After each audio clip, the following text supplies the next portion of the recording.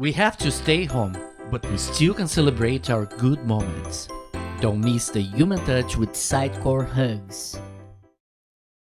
With the rise of 2021, Sitecore announces the new MVPs of the year. To celebrate this important milestone, we had this great conversation with Robbert Hock, our guest, who's a Sitecore MVP for more than a decade. We recall how the MVP program was at the beginning and bring stories from the early times of Sitecore. Robbert, thank you for joining us. You are the person that I know that has more MVPs, and we are now in January. So, Robbert, tell us a little bit, how was the MVP program more than 10 years ago? How was that? 10 years ago, for me personally, it started in January 2011 when I got nominated and I received my first MVP title. And back then, you actually became a Sitecore MVP for 2010, the year before, and it lasted for 2 years. So basically in January 2011, I became a Sitecore MVP for 2010 until 2011. Before me, I think they started with it in 2007, to be honest.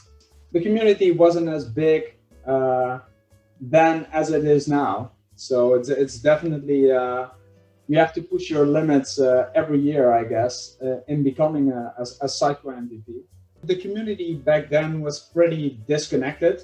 I think the only online activity that there was were actually technical Sitecore blogs. There was no Slack, there was no Stack Exchange. People connected through blogs and basically reply to blogs. That's the way that people actually connected back then. Indeed, we made a great progress, I guess. Yeah, I think we have a couple of people in the community to thank for that, especially I guess Akshay, who pushed the levels on that. So he's right beside you. This was actually a NISTAC party in New Orleans. So if we look at the events in the history, it was mainly my first one was actually Dreamcore, which was in London in 2011. I actually, unfortunately, I missed the 2010 edition in Copenhagen. I think Dreamcore was at that time in Boston as well, in North America. People didn't travel. The Europeans stayed in Europe and the North Americans stayed in the US. So we had a European event in 2011 in London. And then in 2012, they actually rebranded it to Sitecore Symposium, which is the name of the event still today. And we had one in Amsterdam, and I guess in 2012, I don't know where it actually was in Northern America, but then they did a conference every 2 years. So in 2014, they did a conference in Barcelona and one in Vegas, I guess. So I attended the one in Europe, in Barcelona, and back then symposium were every 2 years. So. And from 2016, they actually made it into an annual event.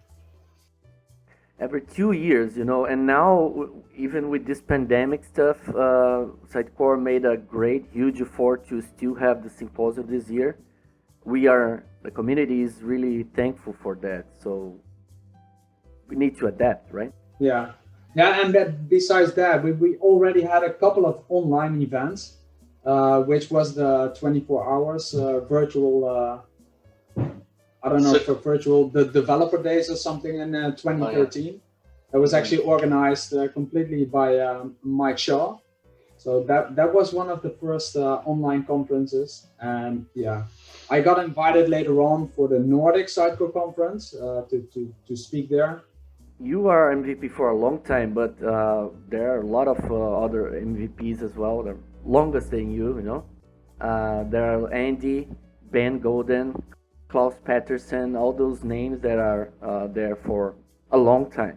I have to say that I've got huge respect for them being an MVP for that many years. These are really the kings of the Sitecore MVPs, I guess, the legends.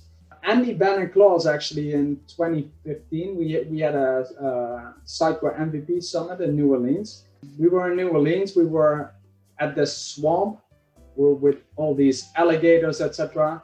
And they actually had a special surprise, and it was for the legend in the Sitecore world, John West. I had a couple of moonshots there that evening, so if I recall my memory correctly, I think that's where John West got his lifetime Sitecore MVP. You have a funny nickname of Bobby Hack. How you got this nickname? How was that?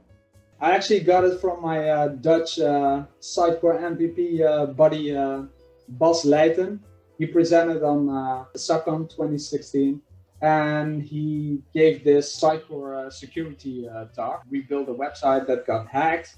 He decided to actually make up this fictitious character called Bobby Hack, and he actually used my photo with this black square in front of my eyes. So it was funny, and somehow it became a meme. So on Twitter, you can actually see people using my image with in that presentation, and Bobby Hack became a kind of thing. And after the 2016 conference, he presented at the Symposium 2017.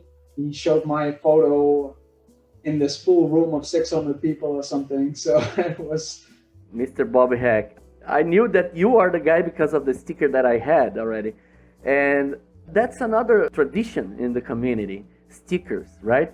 I actually wanted to give it a little bit more of a feeling to it. So I decided to print some stickers that I handed out. At that time, I guess we had way more stickers, especially Jeremy Davis. He developed so many cool looking stickers. Let me grab my laptop here. In the meantime, what it has become, and I have to. Do you see how many pictures that there are? Yeah, this is way better. Yeah, and especially everybody's got the Tamas Vargas sticker right now. Jeremy Davis has a GitHub repository where you can actually download his JPEG files and print them yourself at Sticker Mule. The other tradition that I know, by the way, we met in London 19, and you gave me some posters. Posters is something like, it's not that common, and it's pretty cool. Basically, Marc Stiles, another Sitecore MVP, he actually created the first Sitecore poster, which had another Sitecore MVP, Rick, who's standing there and joined the Sitecore, like getting people enthusiastic and bringing them over to the Sitecore world. That was an awesome poster. I think that the second one was actually done by Michael West on Sitecore PowerShell extensions, which is a fabulous module that he's still working on and he created. And then I thought, hey, I'm self-employed. I need to do something once more on my branding. And my company name is called Cahier, originated from the Die Hard movies because Bruce Willis says, yippee-ki-yay, beep. Yeah, I decided to create this Sitecore Heart poster. Other people started creating posters again. Marc Stahl did another one on cognitive services. Tim Braga did one on atomic design. And all these posters were mostly handed out during SACCONs and symposiums. Nowadays, we look at Sitecore XP, and it's really big and complex. And I remember in 2010 that Sitecore was slightly different. We're all probably doing Sitecore web forms. It was mainly just a CMS. Quickly, so Sitecore came out with OMS, and then they moved on to the DMS. Later on, that got moved to the XDB. Back then, it was mainly a CMS, and it became this huge digital platform with personalization, A/B testing. They have so many things that you need to know it's getting quite complex. But it also involved technologies such as Zolar or Azure Search. Mongo was a while in there. Now with the whole Docker things coming, you're constantly learning. You mentioned about the first MVP summit. It was in Miami. Why that was special? That was the first conference, I guess, where MVPs from Europe and MVPs from North America, but also MVPs from Australia were there. That was the first event that they actually got together. First of all, the location was beautiful. It was at Miami Beach. So we had this great hotel where we had a huge room. During the summit, we actually worked in groups where we had an assignment to do. And we actually had to present that against the CEO, Michael and Lars, and the technical people from Sitecore. And Pieter organized that, Pieter Brinkman. So that was awesome. The location was awesome. The food was good. Miami is awesome to see. The other phase of those events are the Sitecore user group conferences, where people that organize user groups are joining. And I know that you've been part of the organization for a long time. How did you join the organization? How the thing started? I was an organizing founding member of the Dutch Sitecore user group. Sometimes, we only could allow for like 50 people, but there were a lot of people interested in coming. We had to say no to people. So we contacted Sitecore the Netherlands and we said, hey, can we maybe do like a full day of sessions and have multiple breakout rooms, and we can have like way more people than 50. So we organized it in 2014. Marc Duiker and I were the founding members, but you can see Robin Hermanussen here in the black shirt. So he was part of the organization as well. We organized this event and it was successful because we had 90 people over there. So in 2015, a lot of people from the Sitecore community got interested in coming over, especially the Americans. So it became even a bigger success. We had a couple of people from the community that were well known.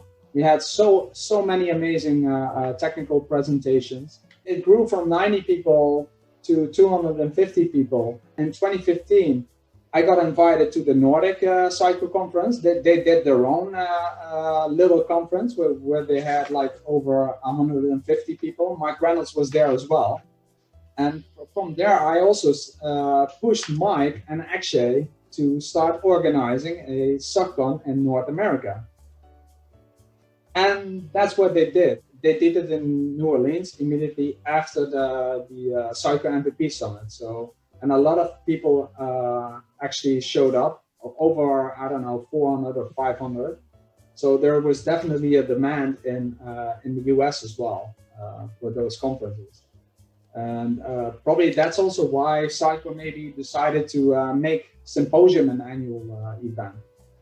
And over the years from SUCCON, we actually moved from 90 to 250, 350, 600, 650 attendees. So it has been an amazing journey. It must be really time consuming to organize these things. You start many weeks before the event starts and you still be working after it's finished. Yeah, it's more than half a year preparation for the team, where we have like a weekly meetup every week, and then we have to find sponsors. We have to do the website, request for presentations, proposals. So yeah, it's very time consuming, and in the end, you only have 24 hours in a day. Right. So we've been mentioning some key people in the community, right? You mentioned Mike Reynolds, Akshay Sura. Those guys have really pushed the boundaries in terms of expanding this community. I mean, Mike was blogging like 80 blogs a year or something. he went all over the world to do presentations. He went to Australia, he went to Europe, he went everywhere to do just presentations. When they were on the stage, right, at SUCCON, you've probably seen the pictures. As MC Hammer and in his gold suit. These guys are crazy, and yeah, it's awesome to have them, and that they were able to organize SUCCON 2015 without Sitecore involved. Let's talk a little bit about new technologies. What do you think it's exciting? What do you think people need to learn? Of course, there is this Content Hub will probably play a major role in the in 2021 and in the future of Sitecore.